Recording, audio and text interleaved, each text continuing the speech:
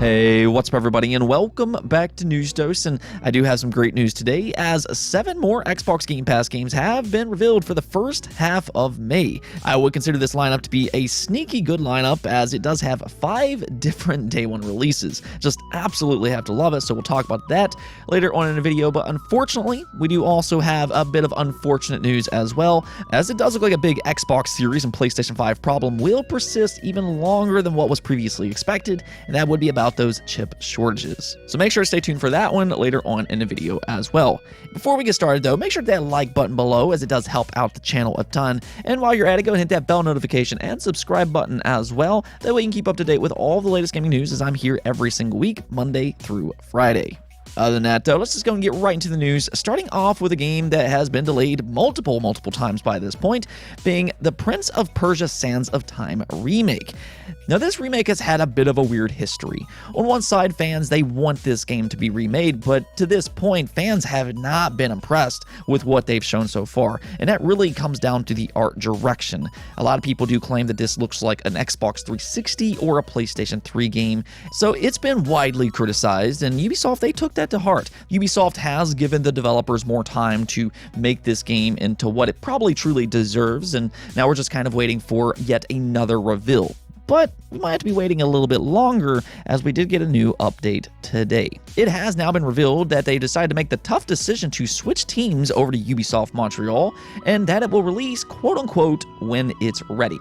So I don't know if this is necessarily the update that everybody had been waiting on to hear, but ultimately I think that this could end up being a good thing. Ubisoft Montreal is a very talented team that's worked on various high-profile franchises, such as Far Cry. They've worked on Assassin's Creed, Tom Clancy's Rainbow Six, Watch Dogs, For Honor, and really the list just kind of goes on and on. So based off of fans' reactions of what we had previously seen with the Sands of Time remake, this might actually be a better fit with it heading over to Ubisoft Montreal. Now, I know the wait has been quite a while by this point, but hopefully with this most recent news, Prince of Persia fans will truly get what they've been hoping for with this remake. Also, for fans of this franchise, just as a kind of a bonus, we had talked about this in a previous video, but there's also some reports going around that Ubisoft might be working on a new 2D Prince of Persia game. So again, I know that there's been a bit of a wait with this, but it looks like you Prince of Persia fans out there might have some things to look forward to here in the coming years. Next up, one big rumor that we've been hearing a lot about here in recent weeks is that apparently Sony has been working on some type of quote-unquote big acquisition. Both Greg Miller and Jeff Grubb stated that they had been hearing about this in the background, though neither one of them would go into the exact details as to what they were talking about, or at least until now. Jeff Grubb over on Twitter did decide that he was going to go ahead and let the cat out of the bag by saying this. Okay, I've said this 1,000 times, but there's always someone who's hearing it for the first time. We never really hear enough to report on acquisitions with any certainty. Sony acquiring Square was the big rumor, but I cannot confirm that, and I continue to not know. Just the way these things work, no one wants to talk about acquisitions because prison. Someone was once going to tell me about Bethesda if I would have guessed it first, but I guessed like every other publisher under the sun and never said Bethesda. Anyway, now you know as much as I do. I do believe that Square Enix is trying to best position itself for acquisition, but that doesn't mean anything. These deals can fall through or get completely flipped on their head. That happens all the time. So there you have it. The big acquisition that they were referring to a couple weeks ago was about none other than Square Enix, which that absolutely would be massive. However, as Jeff Grubb pointed out, and this should be very clear, just because there's rumors about this does not necessarily mean anything is going to happen. He also kind of said this a couple weeks ago when he said that he was not going to put his name behind this rumor because he really did not know enough. So just simply take this as a rumor and nothing more. At the same time, though, this will obviously lead to a lot more speculation, as Square Enix will be acquired at some point. There's also a lot of belief with them selling Crystal Dynamics and Eidos Montreal that they are better positioning themselves for an acquisition, which could be a possibility. Both of those studios were very expensive to maintain, and they didn't really have much of a return in terms of profits. So by selling off both of those studios, it could actually make Square Enix a little bit more of an attractive buy. Something else also to maybe consider is that maybe the rumors were actually referring to Crystal Dynamics and Eidos Montreal being sold off, which, as we know, Embracer Group has now acquired them. Maybe that's what the original rumor was all about, but one thing that we have seen in recent years is that when it comes to acquisitions, they are very unpredictable, and it just seems like nobody kind of knows what's going to happen next. So I would just kind of say expect the unexpected.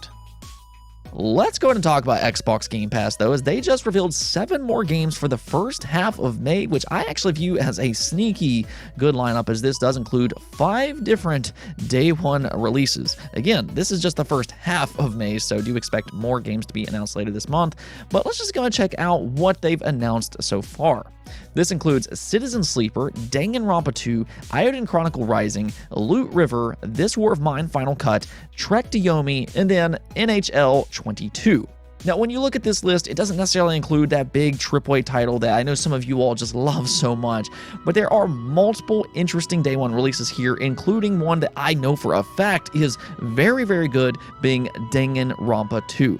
For those that don't know, Danganronpa is a whodunit visual novel type of series, and they are absolutely phenomenal. They are actually some of my favorite Japanese games ever. I played these back on the PlayStation Vita, which they really turned out to be some of my favorite Vita games, period.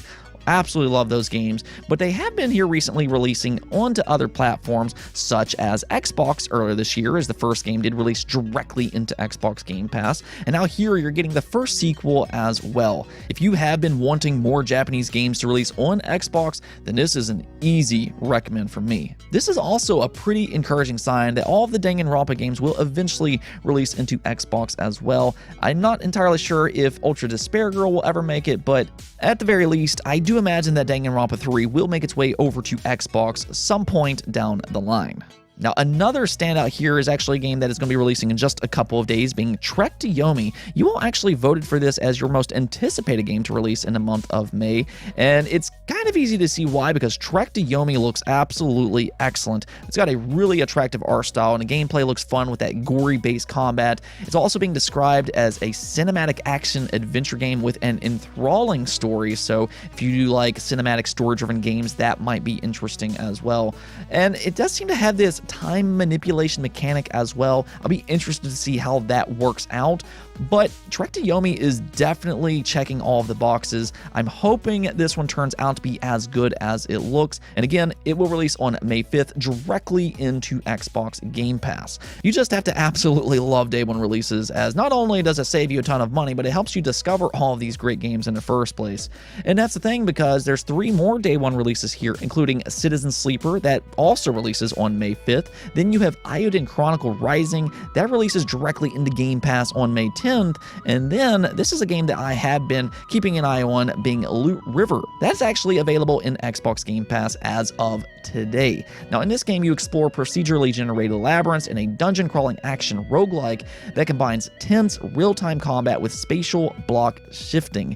It looks like quite a unique game. It looks challenging. It looks like there's some puzzle elements, and I like what we're seeing here. Now, I don't know exactly if all of that will mesh together into smooth-paced gameplay, but I'm interested to find out for myself. And you know, that's kind of the thing, and I think this is another brilliant part of Xbox Game Pass, that sense of discovery. I don't have to necessarily wait for reviews to see if a game's good or not, because it is launching directly in the Xbox Game Pass, and for as unique and interesting as this game looks, at no additional cost, I can just kind of go check it out for myself to see whether or not I like it. So that is one of those great things about Xbox Game Pass, but nonetheless, I think this is actually a pretty solid start for the month of May. For you Game Pass subscribers out there, though, let me know in the comments below, though, out of the games that they revealed here, which game are you most looking forward to trying first? Moving on, though, unfortunately, we do need to talk about the chip shortages once again, as it looks like the semiconductor issue might last a little longer than what was previously expected. Obviously, up to this point, the chip shortage has kind of loomed over this generation of consoles, with really all of the big 3 being affected, but especially these next generation consoles being the Xbox Series and the PlayStation 5. They've had a difficult time this generation, as the demand so far has been really high, and they just cannot keep up with that demand because they don't have the supply. Those chip shortages has really kind of affected how many units they can put out into the market. How long will this chip shortage last, though? That has kind of been the ongoing ongoing question all generation long. And previously, it was expected that maybe we could see an improvement in 2023, as the CEO of Intel did predict that. But now we've actually gotten a new update. You can actually take a look at this statement here made by Pat Gelsinger, saying that's part of the reason that we believe the overall semiconductor shortage will now drift into 2024 from our earlier estimates in 2023, just because the shortages have now hit equipment and some of those factory ramps will be more challenged. Yeah, so we could continue to see some supply problems last well into this generation of the Xbox Series and the PlayStation 5. Also, keep in mind that Nintendo, they've been affected by this as well. They actually had to scale back their operations, and they had to lower their prediction on how many units they were going to sell in 2023. Then if there was ever any potential on a possible Switch predecessor anytime soon, because this global chip shortage, that could put a wrench into that plan. So by this point, it's become clear that this has not been a short-term problem. It looks like this is going to be pretty long-term, and it might not just affect this generation, but it could actually affect future consoles as well. That could be a problem. And for all the fans out there that's been hoping to see more availability for any of these consoles, it could be a struggle, not just for this year, especially during the holiday, but also for next year as well. It just feels like this is a problem that has lasted far longer than most of us expected, as we've continued to hear different updates and hopes for when it will improve. And I think this is like the third or fourth time that we've actually seen this prediction be pushed back. Hopefully, though, this will be the last time it gets pushed back. Let's go take a look at the poll of the day, though, and with all these different acquisition rumors out there, I wanted to go and ask you all, do you think another major game publisher will be acquired in 2022? And yes, 83% of you all do believe that that will be the case, while only 13% of you all voted for no.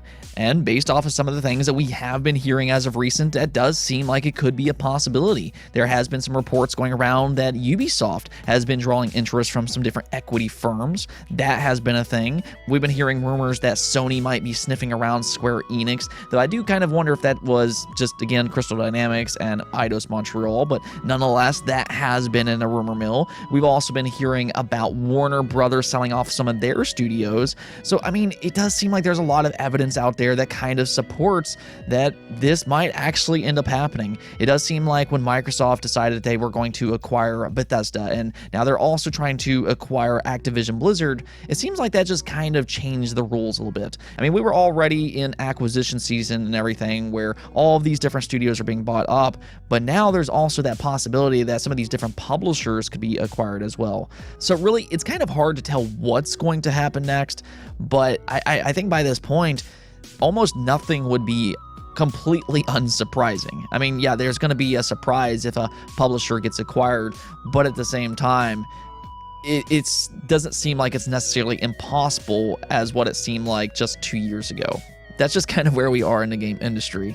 If another publisher were to be acquired, though, the one publisher that I kind of look at is Konami. And I'm not saying that they have more of a chance to be acquired than anybody else. I'm not saying that at all. But the reason I look at them is because I feel like that's the one acquisition that would kind of benefit gamers. Konami's not really doing much in the way of games by this point, and they do have a lot of beloved franchises. So if somebody were to acquire them, I feel like that could be beneficial to gamers, just because somebody else might be willing to bring back some of those beloved franchises.